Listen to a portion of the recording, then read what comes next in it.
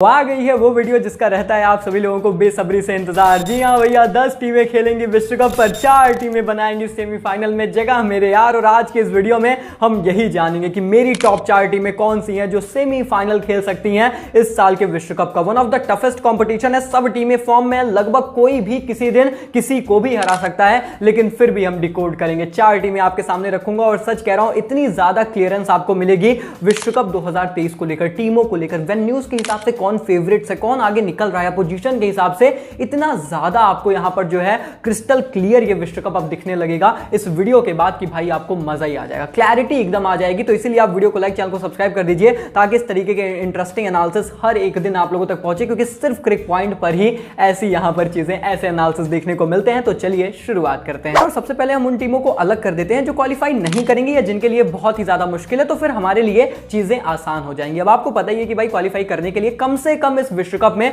आप 9 मैचेस खेलेंगे और 9 में से 5 तो जीतने ही हैं, और सेफ अगर आपको जाना है तो 6 या फिर 6 से अधिक, एक्चुअली वो 6-7 मुकाबले जीतने के बाद आप सेफ हो जाते हो। ये बातें यहां पर ध्यान में रखनी है आपको। अब चलिए मैं आपको बताता हूं कौन कौन सी टीमें जो क्वालिफाई नहीं करेंगी।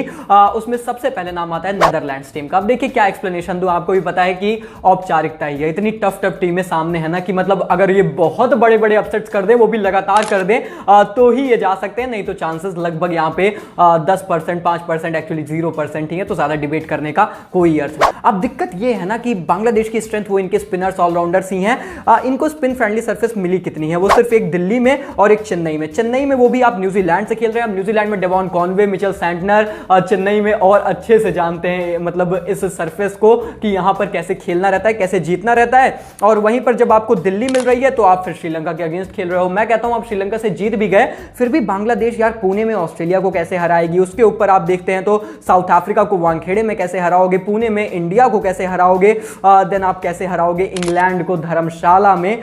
तो ये धर्म संकट है यहां पर बांग्लादेश टीम के लिए। आप 4-5 मुकाबले हार गए तो फिर तो आप बाहर हो गए ना, फिर कहां आप जो है टॉप 4 में यहां पर जा पाओगे। और इसीलिए थोड़ी सी दिक्कत है, क्योंकि बांग्लादेश को उस तरीके की सरफेस एक्चुअली मिली नहीं है जैसी ये प्रिफर करते हैं। इनको बहुत कम यहां पे स्पिन फ्रेंडली सरफेसेस पे मैचेस देखने को मिल रहे हैं, सो बांग्लादेश के लिए चीजें मुश्किल हैं। एंड नंबर 3 टीम की बात करें तो दोस्तों ये है श्रीलंका। पर इनके साथ दिक्कत पता है क्या है, इनकी जो मैचेस इनके फेवरेबल पिचेस पर है, यानी कि दिल्ली और लखनऊ में एक्चुअली ये 2-2 मैचेस खेल रहे हैं। 4 मैचेस तो ऐसे हैं जो अच्छी सरफेस इनको मिल सकती है जहां ये डोमिनेट कर सकते हैं, इनके जैसे खिलाड़ी डोमिनेट कर सकते हैं। पर ये जिनके अगेंस्ट खेलेंगे ना वो बहुत स्ट्रॉन्ग टीम है। जैसे आप दिल्ली में फॉर एग्जांपल ले लो तो ये अब साउथ अफ्रीका के अगेंस्ट खेल रहे हैं, साउथ अफ्रीका को हराना आसान नहीं है। देन लखनऊ में ऑस्ट्रेलिया के अगेंस्ट खेल रहे हैं, तो ये चीजें कहीं ना कहीं इनके लिए थोड़ी सी दिक्कत का विषय है। और अगर वहां पर आप नहीं जीतते हो तो फिर तो आपके मैचेस मतलब पाकिस्तान से हैदराबाद में है, फिर यहाँ पे बैंगलोर को आप इंग्लैंड में, मतलब इंग्लैंड को कैसे हराओगे बैंगलोर में, देन आप कैसे हराओगे वानखेड़े में इंडिया को, आप कैसे हराओगे बैंगलोर में न्यूजीलैंड टीम को। तो अनटिल एंड अनलेस कि आप कोई बड़ा अपसेट यहां पर क्रिएट करो, उसके अलावा तो चांसेस यहां पर कम है। तो श्रीलंका के लिए भी देखिए, श्रीलंका अच्छी टीम है, कर भी सकती है, पर चीजें यहां पर मुश्किल नजर आती है। अंडर नंबर 4 पर वैसे तो मैं रख रहा हूं यहां पर टीम अफगानिस्तान को, लेकिन एक बहुत क्रिस्टल क्लियर वार्निंग के साथ। मेरी बात सुन लीजिए, यहां पर सभी अफगानी फैंस खुश हो जाएंगे। मैं आपको बहुत ही क्रिस्टल क्लियर कर रहा हूं, अगर कोई एक ऐसी टीम है जो मुझे लगता है कि इस वर्ल्ड कप में अपसेट क्रिएट कर सकती है तो वो है टीम अफगानिस्तान। जी हां दोस्तों, जिनके सबसे ज्यादा रियलिस्टिकली चांसेस हैं, क्योंकि अगर आप इनके वेन्यूज उठाकर देखेंगे ना, एकदम अपने फेवरेट्स वेन्यूज इनको मिल चुके हैं। किसी एक टीम को जो कहेगी कि मेरे को सबसे अच्छा वेन्यू मिला है ना, वो अफगानिस्तान टीम ही है। इनको दिल्ली में इंडिया के खिलाफ मैच मिला है, दिल्ली में इंग्लैंड के खिलाफ, फिर चेन्नई में न्यूजीलैंड और पाकिस्तान के खिलाफ मैचेस मिले हैं, और उसके बाद ये लखनऊ में खेलेंगे नीदरलैंड्स टीम के खिलाफ, जो कि तो ये जीत भी जाएंगे। तो कुल मिलाकर इनको कम से कम 4 से 5 मुकाबले इनके एकदम फेवरेट वेन्यूज पर मिले हैं, जहां पर ये किसी भी दिन डोमिनेट कर सकते हैं अगर पिच इनके सपोर्ट में रहे। लेकिन इसके अलावा भी चीजें मुश्किल है, क्योंकि जिनके भी अगेंस्ट आप खेल रहे हो वो माइटी टीम्स हैं। देखिए, अगर आपको क्वालिफाई करना है ना तो 2-3 मैचेस, 4 मैचेस तो आप आसानी से जीत रहे हो अफगानिस्तान, लेकिन उसके लिए आपको कम से कम माइटी इंडिया और इंग्लैंड जैसी टीमों को हराना ही पड़ेगा, तब आप यहां पर कुछ कर सकते हो। अपसेट्स अगर ये क्रिएट कर लेते हैं सक्सेसफुली तो ये कुछ बड़ा कर सकते हैं इस साल के विश्व कप में, लेकिन चांसेस रियलिस्टिकली थोड़े से कम है। हालांकि अफगानिस्तान टीम, फिर से कह रहा हूं, क्रिस्टल क्लियर तरीके से a team to watch out for है, इन पर निगाहें रखना, ये कुछ बड़ा कर सकते हैं इस साल के विश्व कप में। तो भाई कुल मिलाकर 4 टीमें हमने बाहर कर दी हैं, अब 6 बचती हैं और इन 6 में से 4 हमें पिक कर दी हैं। तो चलिए शुरुआत करते हैं। सबसे पहली टीम दोस्तों जो टॉप 4 के सेमीफाइनल में मेरी समझ से 100% जाएगी, वो है हमारी अपनी प्यारी टीम इंडिया, यानी कि टीम भारत।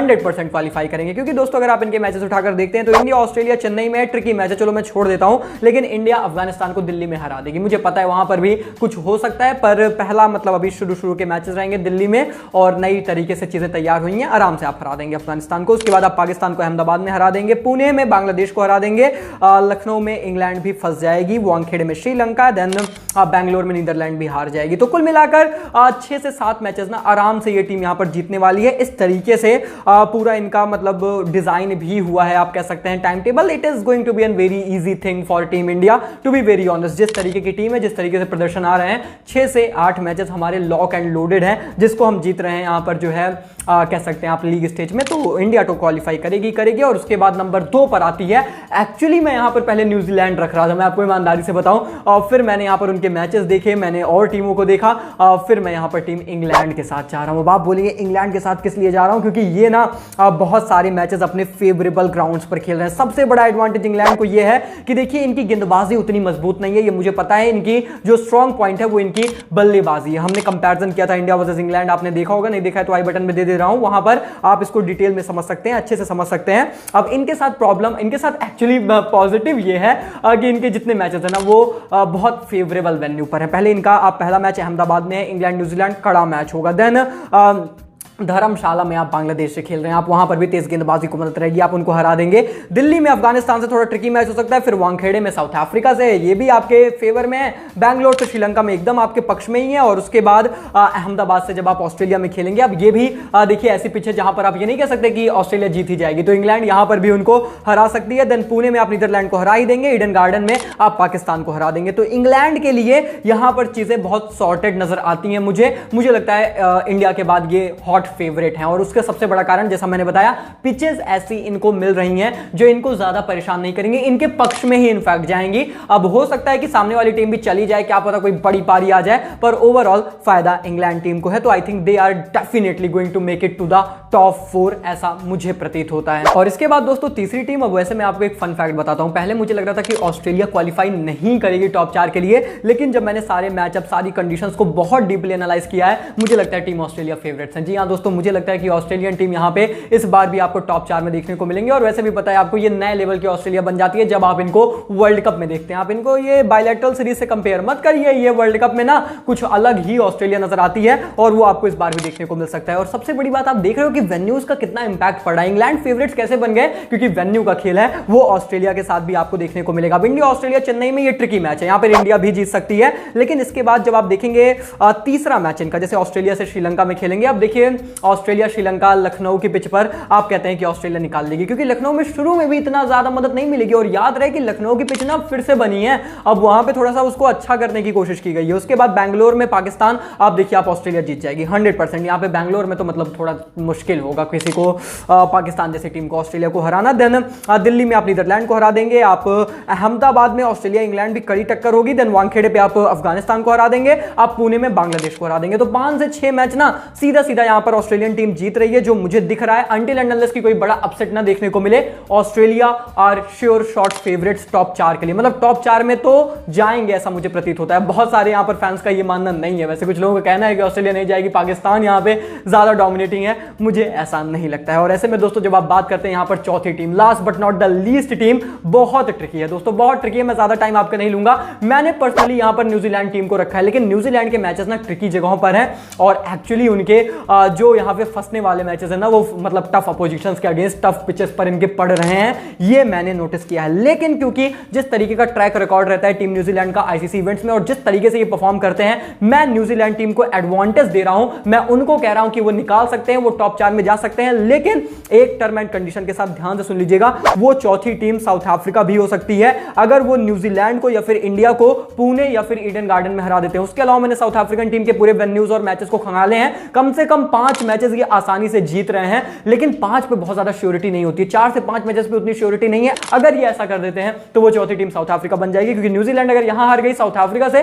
तो ये पीछे छूट जाएंगे। ये बात आप मेरी ध्यान में रखिए। और उसके बाद पाकिस्तान भी वो चौथी टीम बन सकती है, अगर वो न्यूजीलैंड या फिर इंग्लैंड को बेंगलुरु या फिर ईडन गार्डन में हरा दे, जो कि मुझे टफ लगता है, क्योंकि न्यूजीलैंड या फिर इंग्लैंड को ऐसी पिचेस पर हराना, ऐसे वेन्यूज पर हराना इतना आसान पाकिस्तान के लिए नहीं होगा। इसीलिए दोस्तों मैं बहुत ईमानदारी से बता रहा हूं, मेरे कोई अगेंस्ट मैं पाकिस्तान के नहीं हूँ, कोई ऐसा चीज नहीं है, मजाक वजाक अपनी जगह है। पर ऑन अ सीरियस नोट बात सिर्फ इतनी है कि जिस तरीके से कंडीशंस हैं, मैचअप्स हैं और सामने वाले अपोजिशंस हैं, बहुत मुश्किल है कि पाकिस्तान टीम यहां पर टॉप 4 में जाए। मैं बहुत सरप्राइज रहूंगा और मैं एक्चुअली उनके लिए तालियां बजाऊंगा कि आपने बहुत अच्छा खेला अगर ये टॉप 4 में जगह बनाते हैं। साउथ अफ्रीका, अब उनकी किस्मत देखो, उनकी किस्मत के साथ मैं थोड़ा सा मतलब वो दिक्कत रहती है, वो चीज ना हो तो साउथ अफ्रीका बहुत अंडररेटेड टीम है और ये कुछ कर सकती है। ये जैसा मैंने बताया कि 1-2 मैच फंस रहे हैं इनके, अगर वो इन्होंने निकाल दिया ना, वो हरा दिया इंडिया को या फिर न्यूजीलैंड को, ये कुछ बड़ा कर सकते हैं। तो साउथ अफ्रीका पे नजर रखिएगा, बाकी तो यही मुझे वो टीमें नजर आ रही है। क्या लगता है आपको टॉप 4 में कौन सी टीम जाएगी? कमेंट में आइए, लिख कर बताइए। अब आपके प्रेडिक्शन की बारी है। मैंने अपना एनालिसिस कर दिया है, सारी जो है आंकड़ों को और सारी चीजों को ध्यान में रख के किया गया है, ऐसे हवा में तीर नहीं मारी गई है। अब आप कमेंट में आइए, लिख कर बताइए। वीडियो पसंद आई तो लाइक करिए, चैनल को सब्सक्राइब करिए ताकि इस तरीके के इंटरेस्टिंग एनालिसिस सिर्फ करेक्ट पॉइंट पर मिलते हैं, हर दिन आप लोगों तक मिलते हैं बहुत ज्यादा। तब तक के लिए take care, good bye, thank you so much.